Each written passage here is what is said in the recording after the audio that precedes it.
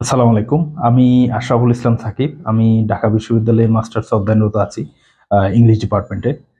So আজকে আসলে আমি একটা বিষয়ে কথা বলার জন্যই মূলত আপনাদের সম্মুখে আসলাম।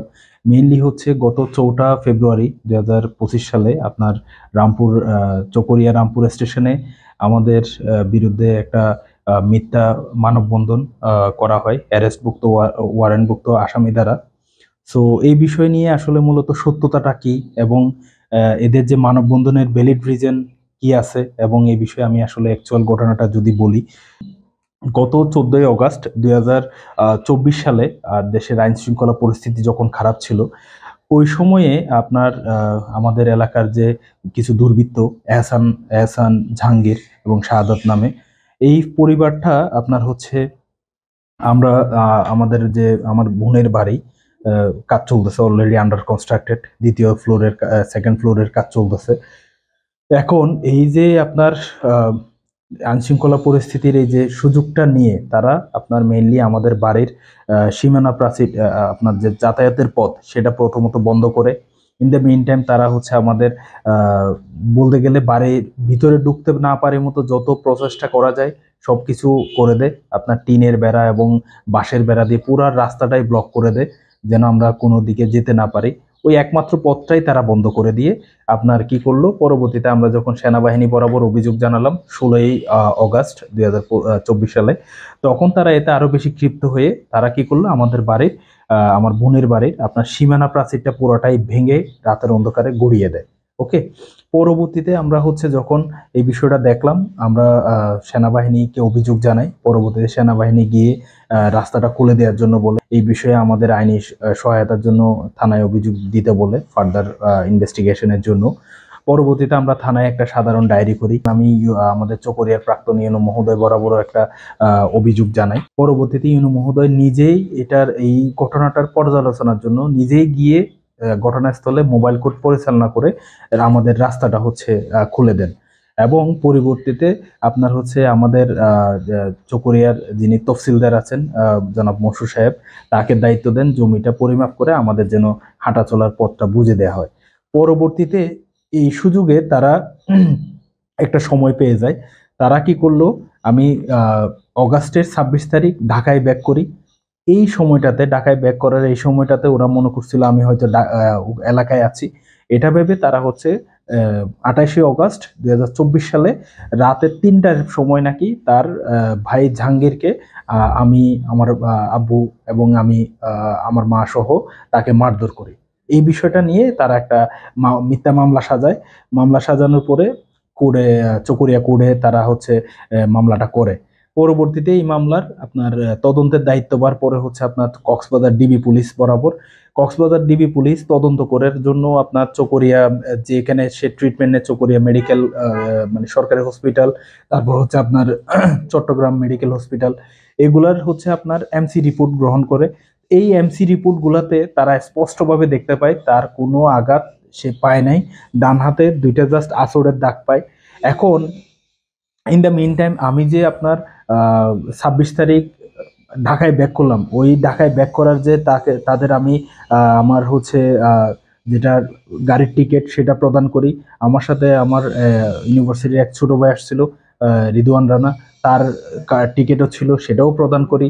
ইন দ্য মিন টাইম হচ্ছে আপনার আমি যে টিকিট কাটছিলাম, টিকিটের জন্য পেমেন্ট করছিলাম টার্মিনালে, ওই কাউন্টারে নাম্বারের টাকাটা পে করছিলাম, ওইটার ডকুমেন্টসও প্রদান করি। আর আমি এর পরবর্তীতে আমি যে হলে আসলাম, আমি তারপরে অফিসে গেলাম, আমার সবগুলোর সিসিটিভি ফুটেজ আমি কিন্তু কক্সবাজার ডিবি পুলিশকে প্রদান করি। পরবর্তীতে তারা দেখতে পায় এই ঘটনার সাথে আমার পরিবার কোনোভাবেই সম্পৃক্ত না। বিকজ অফ আমি এবং আমার বাবা মা ছাড়া আমার ফ্যামিলি কেউ কিন্তু আমাদের এলাকায় কিন্তু থাকে না। ঠিক আছে। এই বিষয় এর মধ্যে আবার আমার বাবার বয়স হচ্ছে 65 এজ। ওকে। তার মধ্যে তার হচ্ছে ডায়াবেটিস গত 14 বছর ধরে। এবং এইসব বিষয় দেখার পরে কক্সবাজার ডিবি পুলিশ হচ্ছে আপনার তদন্তের মধ্যে আমাদের এর সত্যতা না পাওয়ায় চকরিয়া আদালতে তাদের তদন্ত রিপোর্ট প্রদান করেন এবং তা ম্যাজিস্ট্রেট আমলে নিয়ে আমাদের এই মামলা থেকে খালাস প্রদান করেন। ওকে। পরবর্তীতে আমরা এই যে ঝামেলাটা তারা করলো, হ্যাঁ, আমাদের ঘটনাটার জন্য আমরা চকরিয়া আদালত বরাবর আমরাও একটা মামলা করেছিলাম। এই যে আমাদের যে ভাঙচুর করলো, আমাদের ফ্যামিলির যে সর্বনাশ করতে চাইলো, আমাদের যে হুমকি দামকি দিল, আমাদের জমি দখলে গেল, এই বিষয়ে আমরা একটা যেটা মামলা করেছিলাম সেটা তদন্ত পার পাই। আমাদের চকরিয়া পেকুয়ার সার্কেল এসপি বরাবর এই বিষয়টা নিয়ে তদন্ত করতে দেয়, এবং তদন্তে পুলিশ নিজে ইনভেস্টিগেট করে এটার হচ্ছে সত্যতা পায় যে এই ঘটনাটা সঠিক, এবং তারা আমাদের রাস্তা ব্লক করে আমাদের ওখানে যাতায়াত পথ বন্ধ করে দেয়।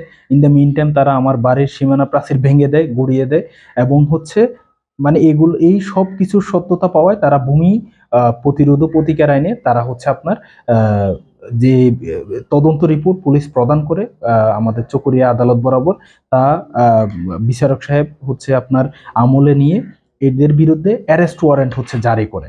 ঠিক আছে, এটা হচ্ছে আপনার সেপ্টেম্বরের 28 তারিখ অ্যারেস্ট ওয়ারেন্ট তাদের বিরুদ্ধে করে জারি করে। এখন পরবর্তীতে তারা কিন্তু এটাতে থেমে নাই। এরপরে তারা কি করলো, আমার পক্ষে সাক্ষী দেয় একজন সাক্ষীকে প্রকাশ্যে প্রকাশ্যে দোকানে ঢুকে ইচ্ছা মতো মারধর করলো, যেটার সিসিটিভি ফুটেজের ভিডিও আমার কাছে আছে। এটা আমি পুলিশকেও প্রদান করেছি, যেটা নিয়ে চকরিয়া থানায় একটা সাধারণ ডায়েরিও করা হয়েছে। ইন দ্য মিন টাইম তারা আমার ফ্যামিলিতেও হামলা করে, আমার ওটা নিয়েও আমার হচ্ছে আপনার চকরিয়া থানায় সাধারণ ডায়েরি করা আছে। পরবর্তীতে তারা কিন্তু এত কিছুর পরও আমাদের প্রতিনিয়ত হুমকি দিয়ে যাচ্ছে, বিভিন্ন জনকে দিয়ে আমাদেরকে প্রেশারাইজ করছে আমরা যেন মামলাটা তুলে নিই, এবং তাদের যা বলে তাই যেন আমাদের করতে হয়। এই বিষয়গুলোতে যখন আমরা সায় না দিই, পরবর্তীতে তারা এই যে 4 আগস্ট 2025 সালে এসে তারা হচ্ছে আপনার এই যে ওয়ারেন্টভুক্ত কিছু আসামি, তারা প্রকাশ্যে এসে এলাকায় মানববন্ধনের নামে মিথ্যা প্রপাগান্ডা ছড়িয়ে আমার বিরুদ্ধে এবং আমার ফ্যামিলির বিরুদ্ধে, আমার মায়ের বিরুদ্ধে তারা হচ্ছে আপনার এই হুমকিগুলো প্রদান করছে। দেখেন, আমি যদি ছাত্রলীগের পদধারী হয়ে থাকি, তাহলে তো একটা ওরা ইনভেস্টিগেট করবে, তাদের তো একটা এভিডেন্স দেখাইতে হবে। শুধুমাত্র 2020 সালে আমি কক্সবাজার স্টুডেন্ট ফোরামের আমি ঢাবির চকুরির প্রেসিডেন্ট থাকা অবস্থায় আমাদের চকরিয়া উপজেলার যিনি প্রাক্তন যিনি সাংসদ ছিলেন জনাব জাফর আলম সাহেব, ওনার সাথে তোলা আমি সভাপতি ছিলাম, আমার সেক্রেটারি একজন ছিলেন, আমরা যে ছবিটা তুলেছিলাম এই ছবিটাকে গোলমার্ক করে তারা হচ্ছে আমার বিরুদ্ধে মিথ্যা প্রপাগান্ডা ছড়াচ্ছে। ছাত্রলীগের যদি আমি পদধারী হয়ে থাকতাম, তাহলে তারা তো একটা মানে ডকুমেন্টস দিবে যে আমি কোন জায়গায় ছিলাম। ঠিক আছে, এটা একটা বিষয়। আর ইন দ্য মিন টাইম তারা এই আমার মা কিন্তু সমাজ উন্নয়নে বিভিন্ন সময় ভূমিকা পালন করেছে, যার কারণে একটা জয়িতা পুরস্কার পেয়েছিলেন উপজেলা ভিত্তিক সরকারের পক্ষ থেকে, যে জয়িতা পুরস্কারটা প্রদান করা হয়।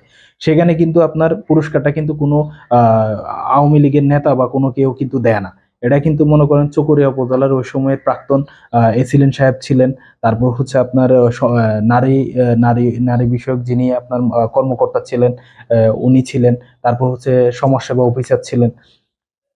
এদের হাত থেকে যে পুরস্কারটা গ্রহণ করা হলো, সেই ছবি নিয়েও তারা হচ্ছে আপনার বিভিন্ন সামাজিক যোগাযোগ মাধ্যমে আমাদের ফ্যামিলিকে বিভিন্ন সম্মানহানির চেষ্টা করেছে। ঠিক আছে, এখন এই যে এই বিষয়গুলো নিয়ে আমি আসলে আমার ফ্যামিলি নিয়ে খুবই অরিড, এবং আমি আসলে বুঝতেছি না এখন এই মুহূর্তে আমি কিভাবে কি বলবো। প্রতিনিয়ত তারা বিভিন্ন আরো মিথ্যা মামলার হুমকি দিয়ে যাচ্ছে।